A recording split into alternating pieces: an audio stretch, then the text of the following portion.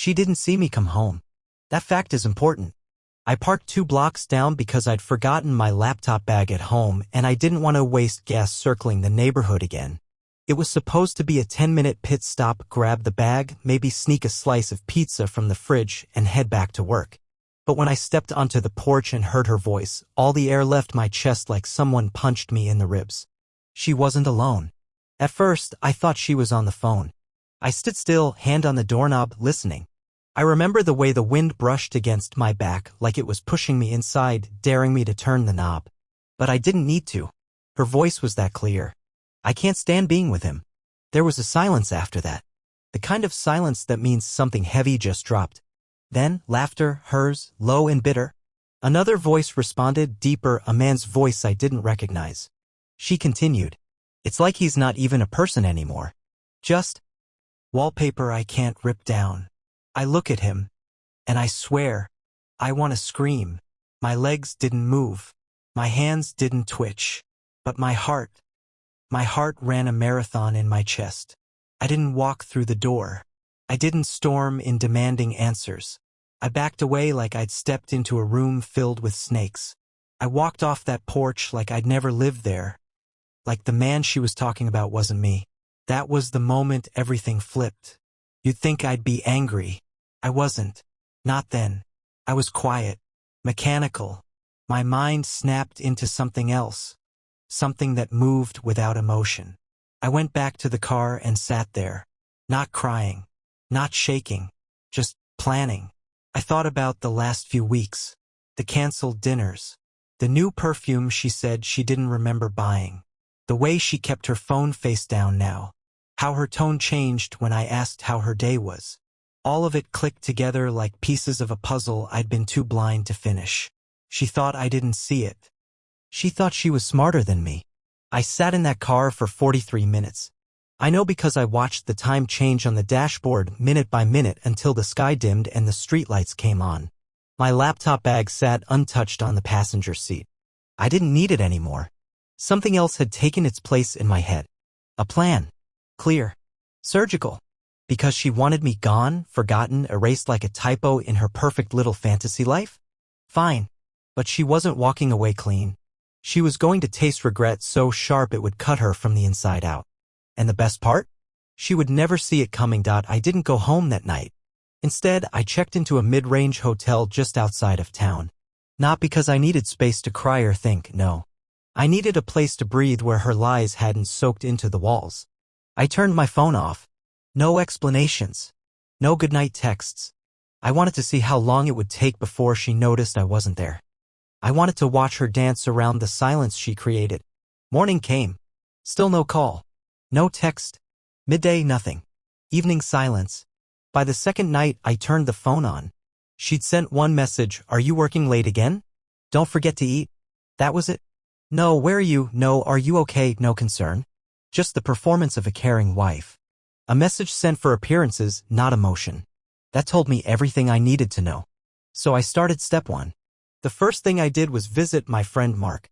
Mark is the type of guy who runs his life like an audit, organized, silent, precise.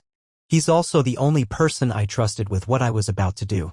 When I told him what I heard, he didn't say, "Are you sure?" or "Maybe you misheard." He looked at me and said, "All right. So how do we bury her without touching a shovel?" We spent 5 hours that night putting together a digital vault. Backups of everything. Shared bank accounts, insurance, passwords she thought I didn't know. I started checking every shared photo library, every smart home log. Found out she'd been disabling our bedroom camera on random evenings.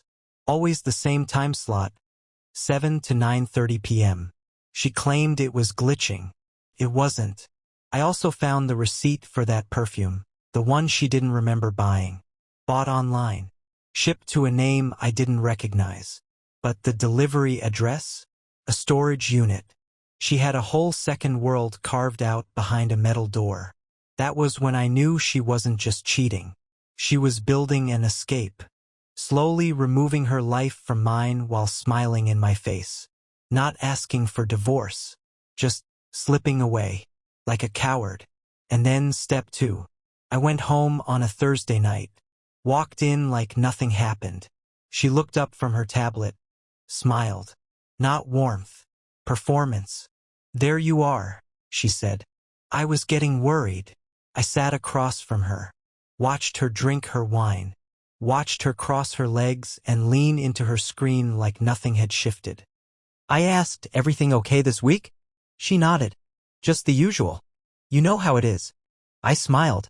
Yeah, I think I'm starting to. She didn't catch it. Later that night, she fell asleep next to me like nothing was off. Like I hadn't heard her tear me apart behind my back. Like she wasn't actively erasing me from her life. That's when step 3 began. It would be slow, quiet, devastating. I wasn't going to yell. I wasn't going to cry. I was going to pull every thread she didn't know I was holding until her whole world unraveled. And I'd be standing there when it did. Watching. The next morning I made her breakfast. Not because I felt loving. Not because I wanted to play house. Because I wanted her calm, soft, unaware. I wanted her to taste comfort while the floor beneath her started to rot. She came down the stairs wearing that old hoodie of mine she only wore when she wanted something. She acted casual. Kissed me on the cheek. Asked if we had oat milk. Pretended her hands weren't dripping with secrets. I watched her pour coffee. Stir in sugar. Sit. Smile. I asked, "You have plans today?" She shrugged, careful. Might meet up with Rachel. Rachel. Her favorite lie. The human alibi she used every time she needed a clean exit. I nodded like I believed her. Then said, "You two must have a lot to talk about lately." She looked up, confused. Hesitated. "Why do you say that?" I sipped my coffee. Just a feeling. That day, she left around 11:30. Hair curled. Makeup a little more dramatic than usual. Outfit she hadn't worn in months. Said it was just brunch. I gave her 20 minutes. Then I followed. She didn't go anywhere near Rachel's place. Instead, she drove across town. Parked in front of that storage facility I'd found in the receipts. Walked inside like she owned it. She didn't see me. I was already in the lot, parked on the side, watching from the shadows. 15 minutes later, another car pulled up. Gray sedan. Plates registered to a man named Caleb, as I'd learned 2 nights before. Mid-30s. A teacher. Met her through some community writing course she took last year. He walked in carrying a 6-pack. So casual. So comfortable. I stayed in my car. I didn't need to see what they did in there. I already knew. This wasn't about confirming her guilt anymore. This was about watching the pattern. Mapping it. Measuring how deep her lies went. They stayed inside for 2 hours. When they left, she kissed him by the door. Not the kind of kiss you give a fling. It was intimate. Familiar. Rehearsed. She laughed. And then she drove home to me. Later that night, she slipped into bed beside me again, smelling like a stranger. She tried to wrap her arms around me, and I let her, just to feel the weight of the betrayal right against my chest. I counted her breaths. Slow, steady, like nothing in the world could touch her. I didn't sleep. The next morning, I called in sick. I took her laptop, her tablet, her old phone stored in a drawer, and started step 4. Every device, every login, every search. I found the email account, hidden under a fake name, buried deep in a folder labeled recipes. Hundreds of messages. Not just to Caleb. Others. Small, fleeting exchanges. Men she'd tried to hook. Some she had. Some who'd ghosted her. She wasn't cheating. She was living another life entirely. She was addicted to it. The attention. The thrill. The lie. I sat at my desk for 5 straight hours reading everything. Every emoji. Every "I miss you." Every time she talked about me like I was dead weight. That's when I saw it. One line. Buried in a message sent 2 weeks ago to Caleb. He's so passive. So oblivious. I think he'd forgive me even if I spit in his face. That was the switch. That's when anger stopped being a fire and became a tool. She didn't just want to replace me. She wanted to mock me. To walk over me like rubble. She thought she had me figured out. And that's when I knew I wasn't just going to leave her. I was going to make her regret every word. Every secret. I was going to let her build her tower higher, so I could be the one to knock it over. She still didn't know. That's what made it all so perfect. By day, I was the same, calm, predictable, easy to ignore. She played her part well, smiling when she needed to, asking about my day like it mattered, touching my arm in that lazy, practiced way that once felt like love. But now every glance, every false gesture was just another line in the script she thought I was still buying. She didn't know I'd already read the final scene. She had no idea the walls were shifting around her. That weekend, I told her we should go out. Dinner. Just the two of us. She hesitated, of course, claimed she had plans with the girls. But I saw the flicker of calculation behind her eyes. She was trying to remember what lie she'd told me last. After a moment, she smiled and said, "Sure, why not?" I made the reservation. Classy place. The kind of spot we hadn't gone to in years. Mostly because I was always trying to save money, and she was always saying we didn't need fancy to be happy. I paid extra to get a window seat. I wanted her to see how easy it was for me to treat her like gold. I picked her up right on time. She wore red. Not just red. The red. The dress she wore on our 3rd anniversary. The one she said made her feel undeniable. She dusted off the act. Curled her hair. Painted her lips like war. She looked stunning. She looked dangerous. She had no idea I already knew the game she was playing. We talked like people who didn't hate each other. That was her first mistake. She thought I still needed her to be the woman I married. But I didn't. I needed her to keep pretending so I could work in silence. At one point, she leaned in, touched my hand, and said, "I'm glad we're doing this. I've missed us." I looked her straight in the eyes, let the pause stretch just long enough to make her uncomfortable, and replied, "Yeah, me too." Then I changed the subject. Ordered dessert. Let her laugh at something I didn't even hear. I was busy watching her lie to my face, thinking she still had the upper hand. When we got home, she kissed me at the door. Pulled me close. Whispered, "You're being so sweet lately. What's gotten into you?" I looked at her, and for the first time in weeks, I let a real smile stretch across my face.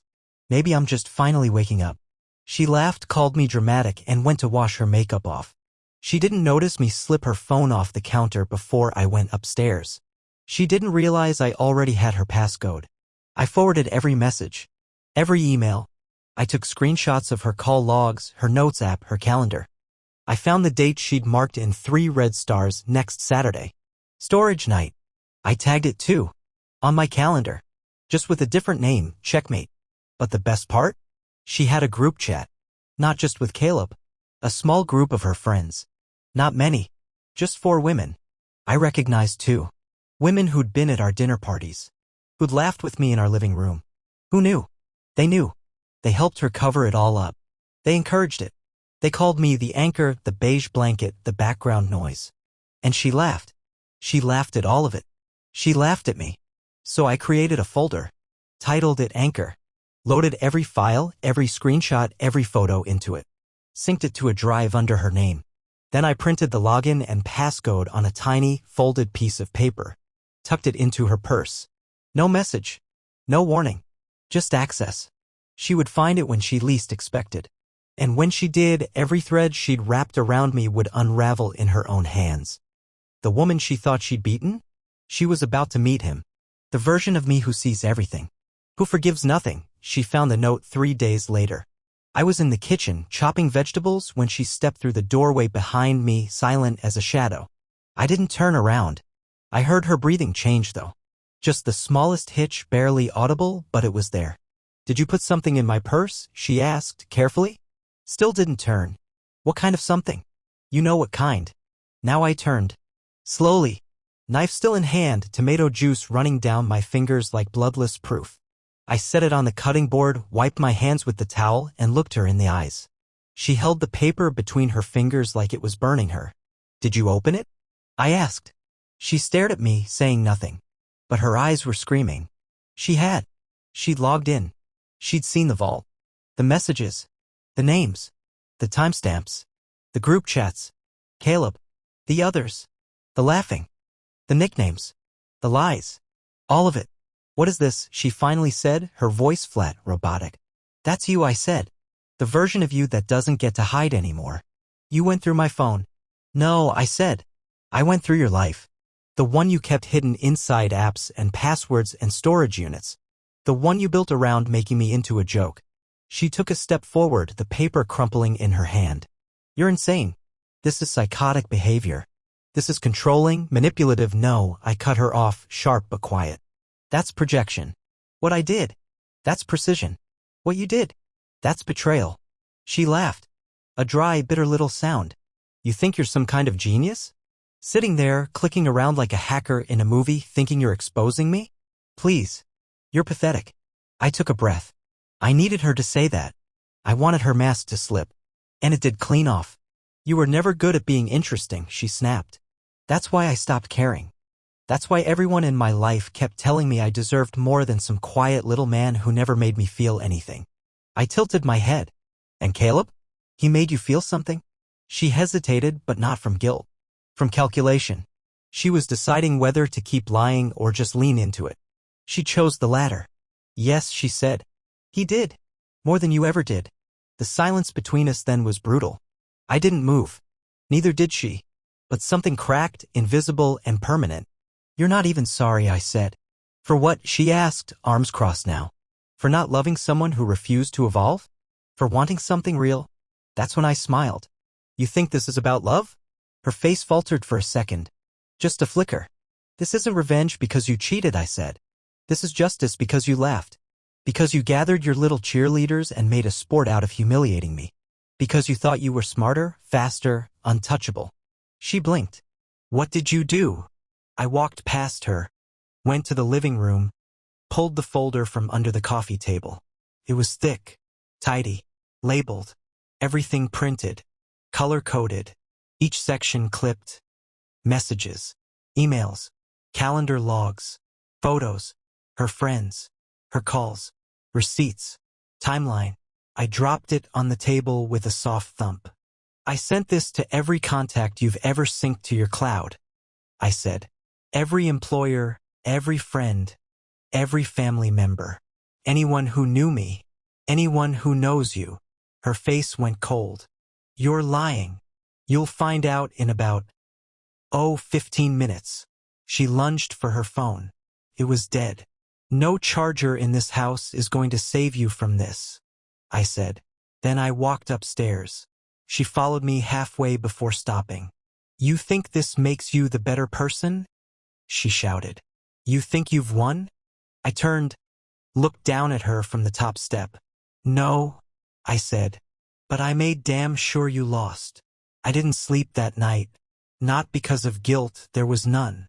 And not because of second thoughts, I'd burned those already. I didn't sleep because I wanted to hear it all.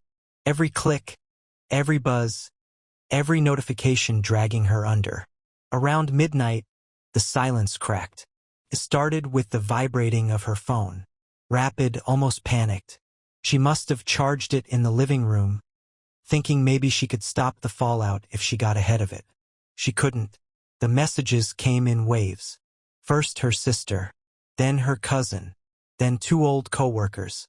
One of them simply wrote, "What the hell is this?" By 1 a.m., she was pacing. I heard her muttering in the hallway, saying things like, "This is private," and "He manipulated everything." Then a louder burst. "You don't understand the full story." Classic. Deflect, redirect, perform. I stayed upstairs, lights off, eyes open, just listening. At one point, she knocked on the bedroom door, softly, like maybe I'd be in the mood to talk. I didn't answer. Then came the real damage, her friend Dana. One of the women in her group chat. One of her co-conspirators. Dana had a fiancé. Correction, had. Apparently, I wasn't the only one keeping receipts. Once the folder hit Dana's inbox, everything broke loose.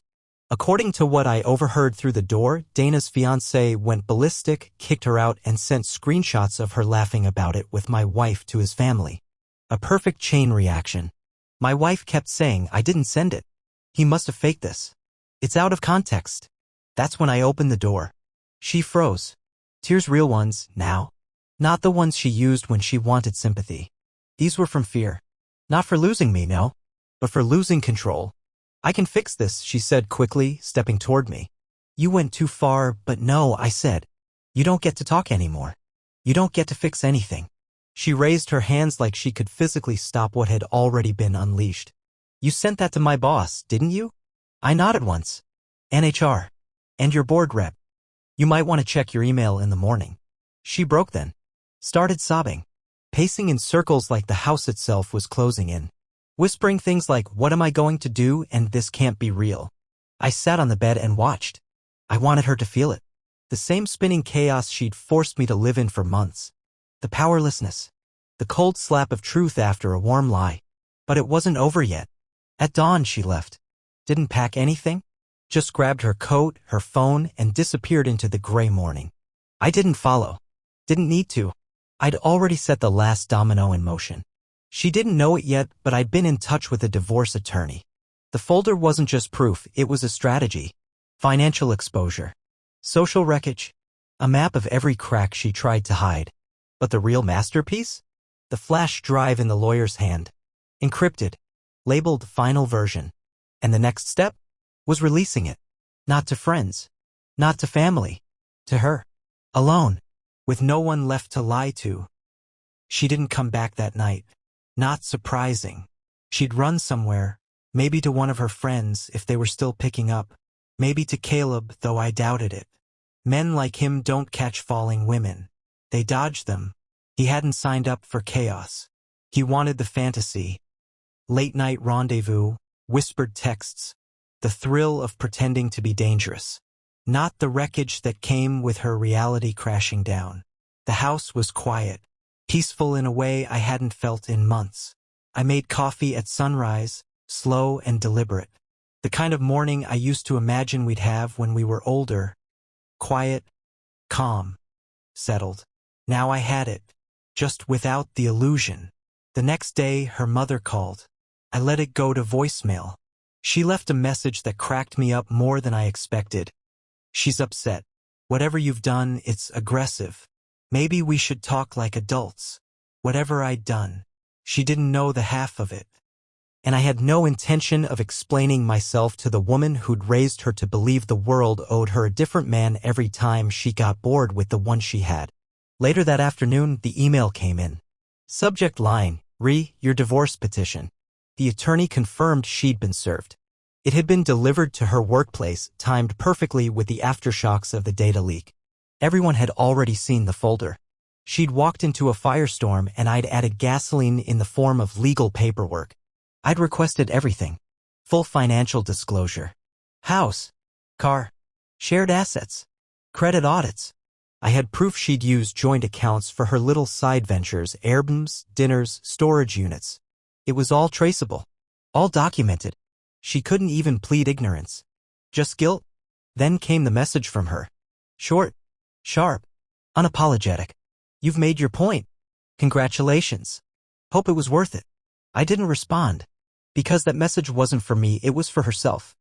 A dying power move. One last attempt to convince the universe that she wasn't choking on her own consequences. But the best part? She hadn't opened the flash drive yet. I knew because I'd built it to notify me when the encryption key was activated. And the second it was, I'd know. Because that drive didn't just contain the files she'd already seen. It held everything else. Audio clips. Screen recordings. Her voice saying the line that started it all, I can't stand being with him. The one that broke me.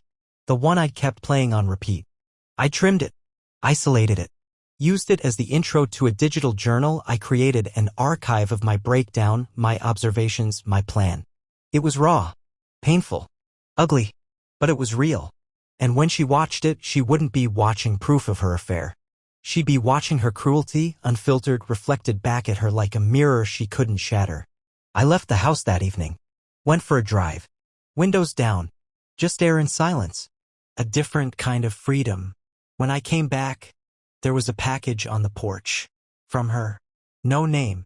Just a plain envelope. Inside was a photo. One of us. Smiling. From years ago. Handwritten on the back were 5 words. Was I ever this person? I stared at it for a long time. Not because I missed her, but because the answer was no. She never was. I didn't reply. What was there to say? That picture. Our fake smiles, our matching outfits, that perfect sunset behind us. It felt like looking at a movie still from a film I was never actually in. I remembered that day.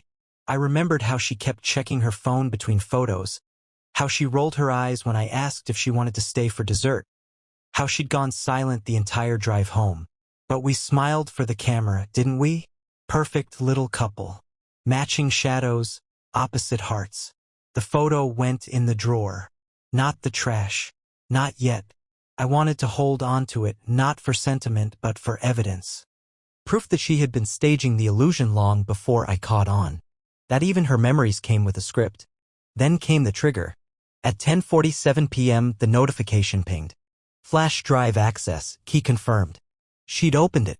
I sat in the dark and imagined it. Her face glowing in the screen's light, reading the introduction, hearing her own voice echo from the speakers like a ghost too arrogant to stay buried. The folder was a digital autopsy, every text, every lie layered with my own narration. Not rage, not bitterness. Just clarity. Me walking her step by step through the collapse. Like a eulogy with timestamps. But the final file? That was something else. A video. Just over 3 minutes long. Me sitting in the very chair I was in now. Shot on my laptop camera. Calm. Collected. And I said, you built this world thinking I wouldn't see it. But I did. I saw it all. I let you keep talking because I wanted to hear just how low you'd go.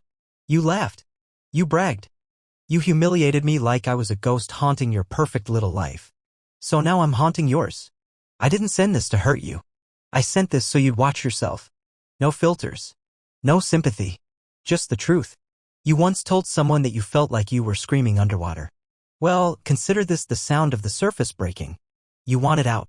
Congratulations. Now you're out. Out of lies. Out of friends. Out of places to hide. I signed off with a single sentence.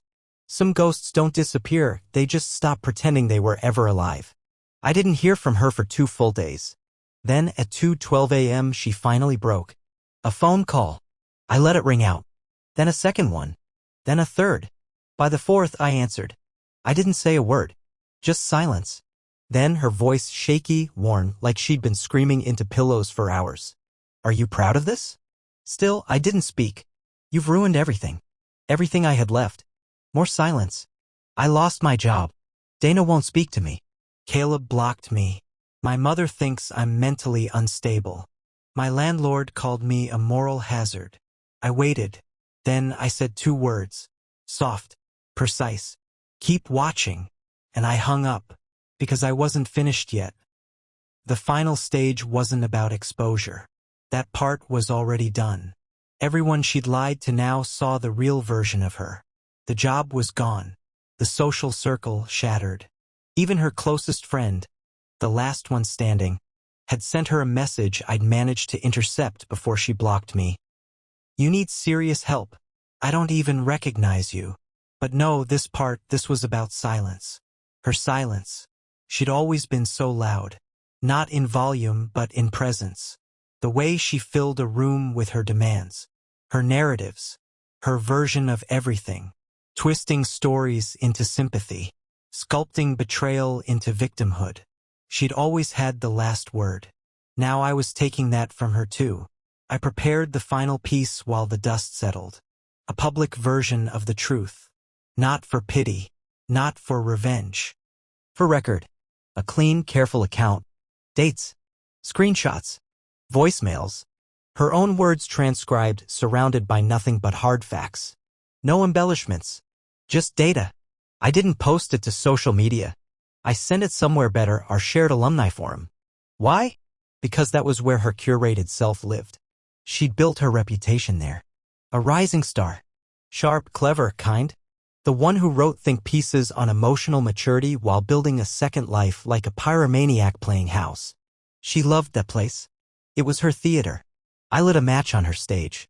I uploaded the file at 3 a.m. with a simple caption. When a partner builds a new life behind your back, sometimes the kindest thing you can do is show them the mirror they refuse to look into.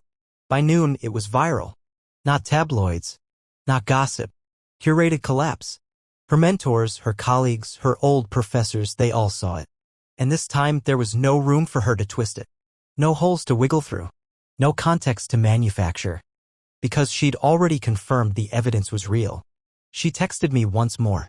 This one was different. I get it. You wanted to ruin me. You did. I hope it made you feel like a man. I replied only once. You did that all by yourself. No insults. No threats. Just the truth, clean and cruel. Later that night, I received a message from someone unexpected, Caleb's wife. Turns out he wasn't divorced. He wasn't even separated. He'd fed my wife the same brand of fantasy she'd fed me. She thanked me for the folder. Said it saved her a few years of her life. We talked for an hour, two strangers cut by the same blade. She ended the call with something that stuck. People like that, they don't just lie. They rewrite. They live in stories that only work as long as no one else reads them. She was right. And now that the story had been read out loud enough for the whole damn room to hear, my wife had nothing left to narrate. Her silence was the loudest sound I'd ever heard. And I wasn't done listening. She sent one last message. It came a week later. No build-up. No drama. Just a cold, final attempt at closure that reeked of desperation disguised as peace. I'm leaving town. I don't expect forgiveness, but I do hope you move on. One day, maybe you'll remember the good parts. The good parts. That's what she called them. As if they hadn't all been laced with rot. As if her laugh hadn't echoed off lies. As if every "I love you" hadn't been just another tool in her pocket used to keep me sedated while she carved a second life behind my back. I didn't reply. I didn't need to. She wasn't just gone, she was erased. The house was different now. Not just quieter, cleaner.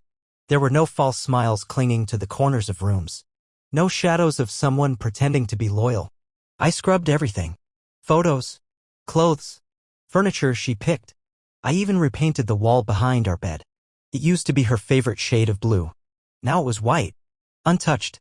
She tried to build a world without me, so I built one without her. And mine wasn't made of lies. The flash drive went into a safety box. Not because I wanted to revisit it. Because I never wanted to need it again. It was proof, not a memory. And it stayed locked away like the chapter it belonged to. I took a trip. First time in years. Just me, the road, and silence that didn't sting. I stopped thinking about what she'd done. I started thinking about who I was before I let her rewrite me into something smaller. She didn't break me. She just gave me permission to burn what was already crumbling. Now I get up when I want. Eat what I want. I leave the door unlocked because I trust myself again. I don't flinch at messages. I don't live in suspicion. I live. That's the irony. She thought she was escaping a cage. But I was the one who walked free. And what did I learn? Simple. If someone makes you feel invisible, vanish. Then make them remember exactly what it looks like when a ghost stops being silent.